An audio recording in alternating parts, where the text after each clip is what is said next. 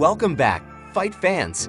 In a surprising turn of events, UFC commentator Jon Anik finds himself issuing a public apology after recent criticism from MMA fans. Anik, known for his candid remarks, faced backlash for suggesting that Dricus du Plessis rightfully won against Sean Strickland at UFC 297. The MMA community buzzed with debates, even prompting Strickland to respond. However, amidst the controversy, Anik took to social media to express regret, citing a heightened emotional state. We will try to cover everything individually, so we urge you to bear with us as we move forward with this video. So, without further ado, let's get straight into this.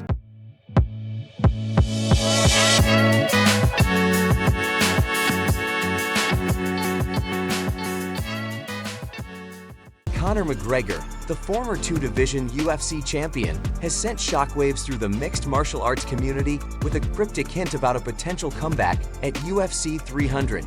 After a series of delays and much anticipation, McGregor is gearing up to step back into the octagon against Michael Chandler. The Irishman's latest social media post has ignited speculation and excitement among fans as he drops a significant hint about a possible appearance at the milestone UFC 300 event.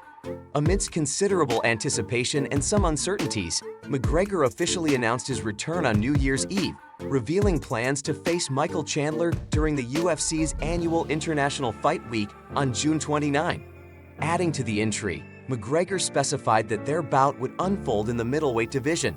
However, as the UFC has not released any official statements, comments from UFC CEO Dana White during UFC 297 Fight Week have left fans questioning the likelihood of a match against Chandler. In a recent social media post, McGregor dropped a tantalizing hint about a potential comeback at UFC 300. The Irishman took to Twitter, suggesting his participation in the events set for April 13 at the T-Mobile Arena in Las Vegas, Nevada. With the UFC 300 lineup lacking a headline bout at the moment, McGregor's post arrives at a crucial juncture, leaving fans eager to see if the Notorious will indeed make a triumphant return at this landmark event. The matchup between McGregor and Chandler has been brewing for some time. Even before being selected as opposing coaches on The Ultimate Fighter 31, Chandler expressed his desire for a bout against McGregor. The conclusion of the reality show seemed to set the stage for their showdown, but uncertainty loomed over McGregor's competitive eligibility due to ambiguous drug testing status with the United States Anti-Doping Agency, USADA. McGregor has been on the sidelines since his last fight against Dustin Poirier at UFC 264 in July 2021, where he suffered a fractured left tibia and fibula. This setback raised questions about his return to the octagon, but with the recent announcement of the bout against Chandler, fans are eagerly anticipating McGregor's return and whether he can reclaim his former glory.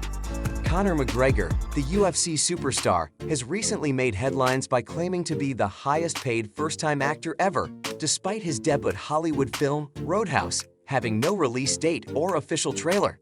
The Irishman's foray into acting during his injury hiatus from the octagon raised eyebrows among fight fans, and his revelation about the historic fee he received for the role adds an intriguing twist to the narrative.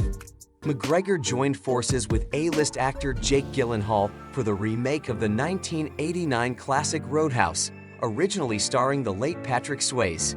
The former two-division champion's claim about being the highest-paid first-time actor surfaced in response to an Instagram post from Halle Berry, where he boldly declared his achievement.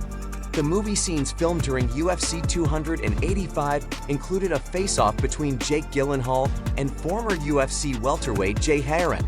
The unexpected disqualification of Gyllenhaal during a fight scene added an element of unpredictability to the event, leaving attendees, including Sunsport, in awe. Despite the intriguing behind-the-scenes footage, Roadhouse still lacks a release date, keeping fans eagerly awaiting the Hollywood debut of the Notorious Irishman. McGregor's last appearance inside the UFC octagon was in July 2021, where he suffered a left leg injury in his trilogy fight against Dustin Poirier in Las Vegas. Initially slated to headline the UFC's historic 300th pay-per-view event in April, McGregor's return has been delayed until the summer, according to his coach and mentor. The setback in his UFC return contrasts with the anticipation surrounding his Hollywood debut. In the lead-up to UFC 300, the spotlight is on Kayla Harrison's highly anticipated debut in the bantamweight division, and former opponent Larissa Pacheco is voicing her concerns about the Olympic gold medalist's decision to make the drop in weight. Having faced Harrison 3 times in their PFL matchups, Pacheco has first-hand experience of the challenges in the lightweight division and believes that moving down to 135 pounds could pose significant difficulties for Harrison. The history between Pacheco and Harrison dates back to their encounters in the lightweight division, where Pacheco holds a 1-2 record against the decorated judoka. Despite their past battles, the dynamics change as Harrison prepares to step into the bantamweight waters against Holly Holm at UFC 300. The decision to drop down 20 pounds from her usual fighting weight raises eyebrows, especially considering the strength and muscle mass Harrison possesses. Pacheco, speaking through an interpreter to MMA Junkie, expresses her worry for Harrison's performance and potency in the bantamweight division. Drawing from her own experience, cutting down to 145 pounds, Pacheco emphasizes the physical toll such weight cuts can take and questions whether Harrison's move to a lower division might compromise her abilities inside the cage. The concern stems from Pacheco's acknowledgement that she herself lacks as much muscle mass as Harrison. As the mystery surrounding Harrison's bantamweight debut unfolds, fans and the MMA community eagerly anticipate UFC 300.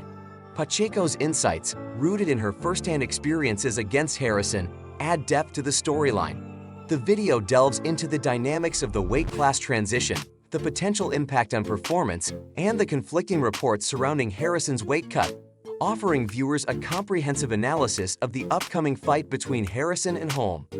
For more in-depth coverage and updates on UFC 300, visit MMA Junkie's Event Hub. Join the discussion on the MMA Junkie Instagram page and YouTube channel, where fans can engage with content and share their thoughts on this intriguing storyline in the world of mixed martial arts. Anik's frustration with the MMA community was made public when he disclosed feeling disheartened by the negative reactions from fans following Strickland's recent defeat. Despite the competitive nature of the fight and UFC CEO Dana White scoring it in Strickland's favor, 2 judges awarded the victory to Du Plessis by a narrow margin. The 3rd judge, however, scored it 48-47 in favor of Strickland.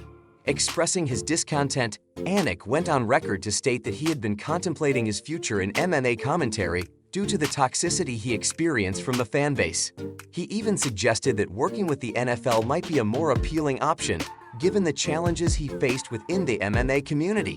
Strickland, in response, supported Anik's consideration of moving to the NFL, implying that it might be a better fit for him. We've come to the end of today's UFC Madness. What are your thoughts on the video? Drop your comments and feel free to suggest topics for our upcoming videos. Until then, stay amazing, folks!